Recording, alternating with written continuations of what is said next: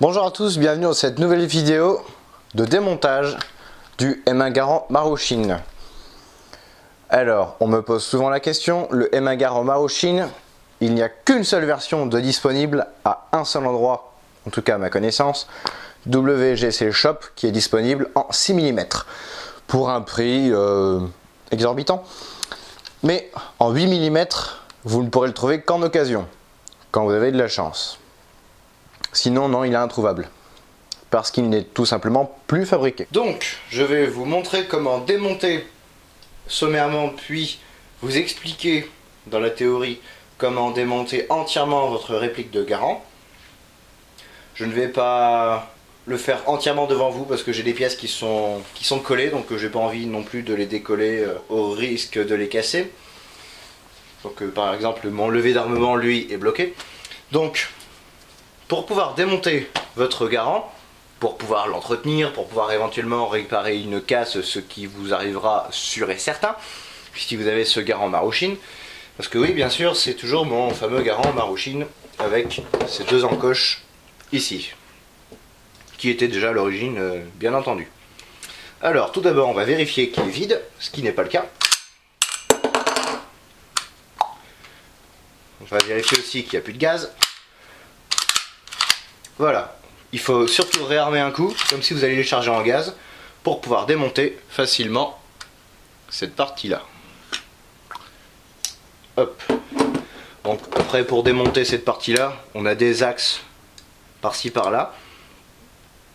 Attention à cet axe ici et ici, qui ont tendance à partir assez facilement.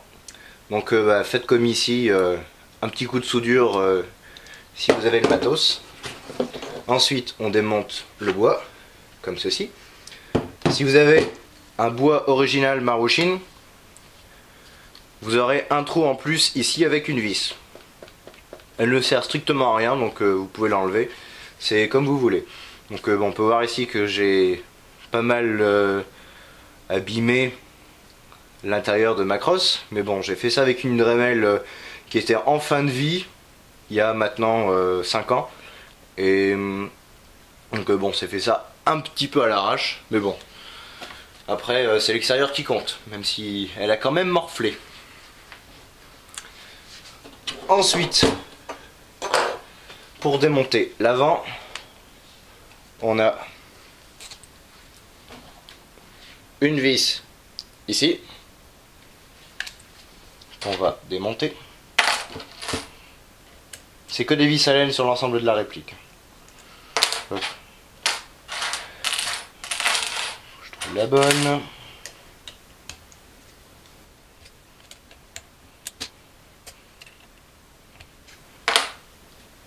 Voilà, on dévisse un peu et on fait coulisser sur le côté. Voilà, après vous pouvez aller plus loin ou pas, c'est comme vous voulez.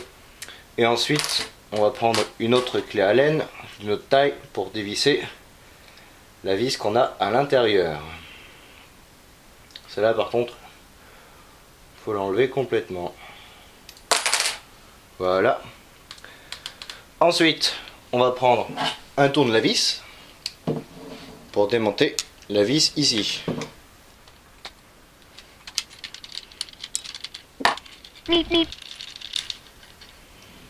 Voilà, enlever, on enlève ça. Et à partir de ce moment-là, on peut démonter, on peut dévisser le canon au bout. Et là, on a tout le bloc qui vient. C'est à cet endroit-là que, suivant la version, on aura un deuxième hop-up qui va encore plus brider la réplique. Donc le deuxième hop-up, il ne sert strictement à rien, hein, donc vous pouvez l'enlever. Et on enlève la partie au bout.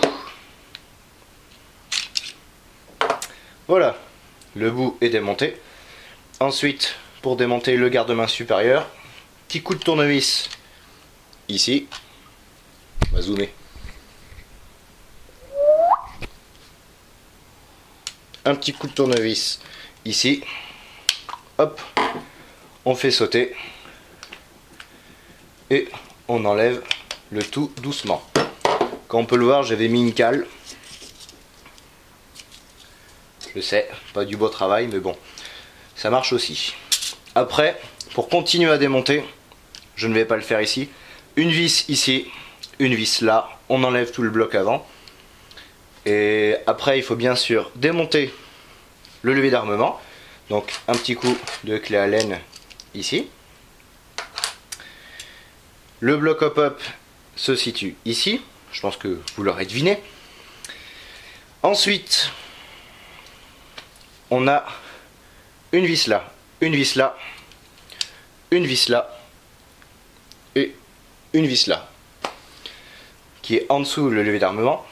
Celles-là, il faut les enlever pour dégager tout le bloc ici, incluant la pièce 45, avec le capot de culasse. Puis, on enlève la vis ici, ici. Bon allez, je suis gentil, je vais le faire.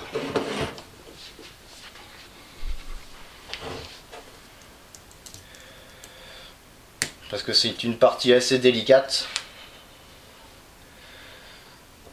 Donc, assez délicate à remonter surtout.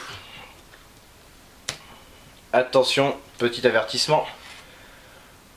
Les vis qu'on trouve ici et ici, c'est exactement les mêmes vis que celles-là, en apparence, parce qu'elles sont plus longues celles-là. Ne surtout pas inverser, parce que à ce niveau-là, quand vous allez mettre le clip, et ben ça va râper à l'intérieur. Donc c'est pas bon. On enlève cette partie-là. Prenez bien note de la position de chaque pièce ici, à savoir la petite lamelle avec l'encoche vers le bas, qui est coincée entre cette pièce là et cette pièce là. On l'enlève. Ensuite, donc celle-là, on peut la bouger.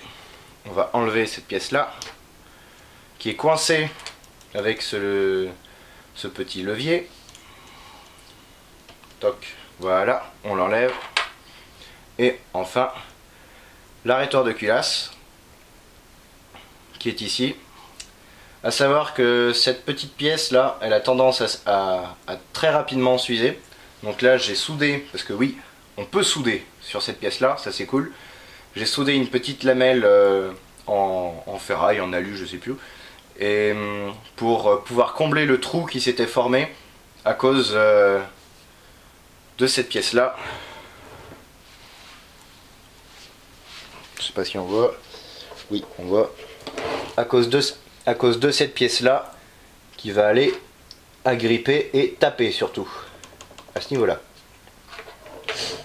Et donc voilà, on a accès à l'intérieur avec la pièce qui sert à bloquer la culasse en arrière, enfin qui sert à transmettre le mouvement vu que c'est le levier à l'intérieur. Comme on peut le voir ici, c'est ce levier là.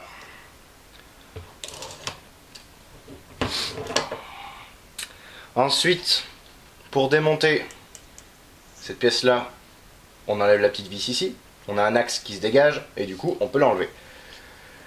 Pour démonter ici cette pièce là, c'est une simple vis, hein, il suffit juste de tourner. Moi je vais pas le faire. Pour accéder au réservoir, on a une vis ici, ici, ici, ici. On enlève bien entendu la valve, à ne faire que si vous savez que c'est vide, qu'il n'y a pas de gaz dedans. Puis vous démontez toute la partie là, donc vous aurez tout ça qui viendra avec. Et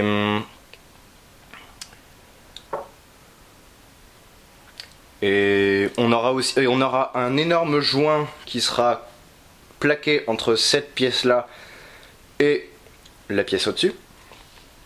Et vous pourrez voir les valves à l'intérieur qui sont situées ici, ici et de l'autre côté, ici. Ces valves, vous pouvez y accéder en dévissant là, les grosses vis qu'on a ici. Hop, celle-là, En dévissant ces vis là, vous pouvez accéder aux valves, éventuellement corriger un problème comme moi j'en ai déjà eu sur celui-là. Pour remonter le joint qui se trouve à ce niveau là,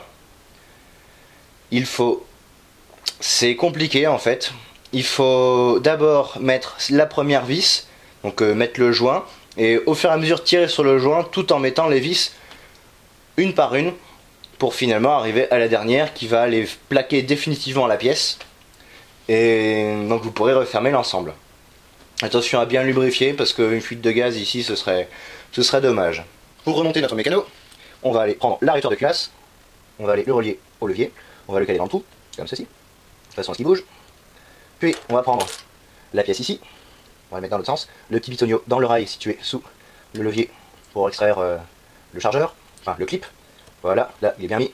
On va aller remonter la petite lamelle au-dessus, comme ceci. Et on va aller prendre cette pièce là, en faisant gaffe parce que la petite tranchée soit sur la droite, et on va plaquer l'ensemble, comme ceci. Et maintenant, on revisse, en remettant du fin filet si possible. Hop, voilà.